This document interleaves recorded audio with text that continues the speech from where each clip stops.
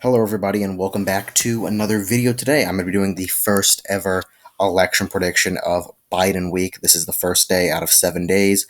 These are going to be all Joe Biden predictions. The first prediction of today, I'm going to be doing Joe Biden versus Rand Paul. Tomorrow you'll see a Joe Biden versus Ted Cruz video. The day after that, Biden versus DeSantis.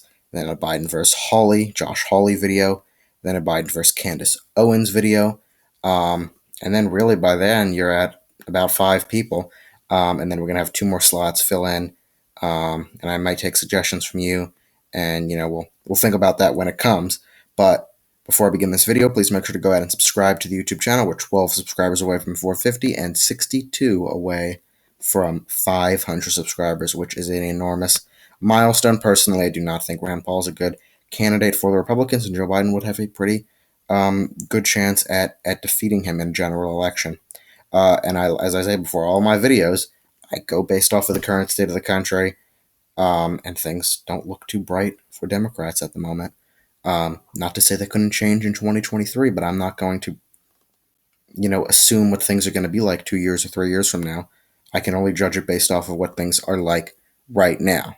And that's what I do every election. So let's get right into our Safe Biden states. Safe Biden will be the usual 181 electoral votes. These are, I guess, what you would characterize as the usual safe states for Democrats, getting up to 121. Safe Rand Paul states would be the usual 125 electoral votes for Rand Paul. And I'm not really going to get into the specifics of Alaska. That would probably be slightly less than 15. Same with states like possibly Oregon going below 15. But I'm not going to get into those specifics. So 181 to 125. Let's get into our likely Joe Biden races. I think Joe Biden could win the state of Colorado and Virginia by likely margins. I also think he could win in New Hampshire and Maine's at-large district by likely margins, especially against somebody like Rand Paul, who's not too popular in the suburbs, also Nebraska second for that matter. I just don't see him doing well. Paul doesn't have that good of an appeal. He's not too charismatic. He kind of comes off plain and boring, at least in my mind. Obviously, you could poll different people, but I think just to the general public, Rand Paul comes off very generic, and he does have that libertarian view in the Republican Party, and I guess he'd be able to present that in a debate, but I don't think that he would be able to drive up the support amongst Republicans that he would need. More support than Romney, but just, he'd win more toss-up states and do better than him in proportion, but, I don't know how much he would be able to do. I don't think it would be that much. Same with Ted Cruz. I mean, I don't think Ted Cruz would be as good either. Likely Rand Paul states. I'm going to give Rand Paul the state of Iowa and Maine's second congressional district by likely margins. Ohio, I think, could narrow up a little bit. Rand Paul really doesn't have that Rust Belt, rural appeal that even Joe Biden does. Joe Biden, born in Pennsylvania, at least, although he was a senator from Delaware, has that appeal, and I think he'd be able to do better there.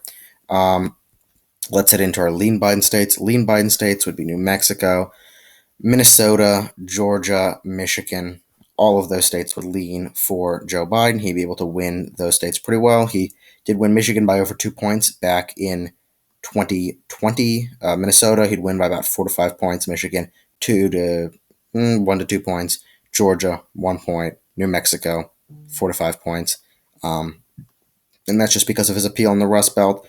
And, New Mexico's turning a little bit more Republican at the moment, so I put it in the lean category. And Georgia trending more Democrat. And especially against somebody like Rand Paul, they won't really be able to turn the tables in that state.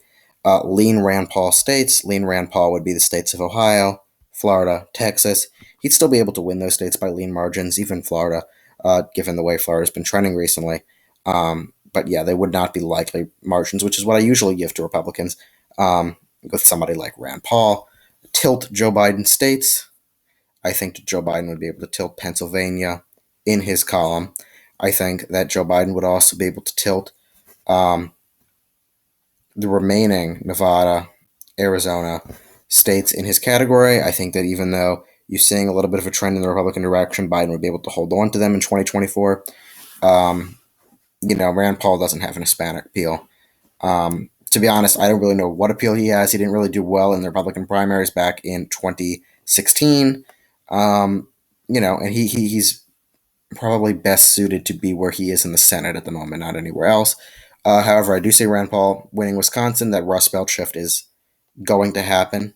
I don't think Democrats. I think that when you go to 2024, they will most likely at least lose one of those Rust Belt states, and that most likely would be Wisconsin in my mind.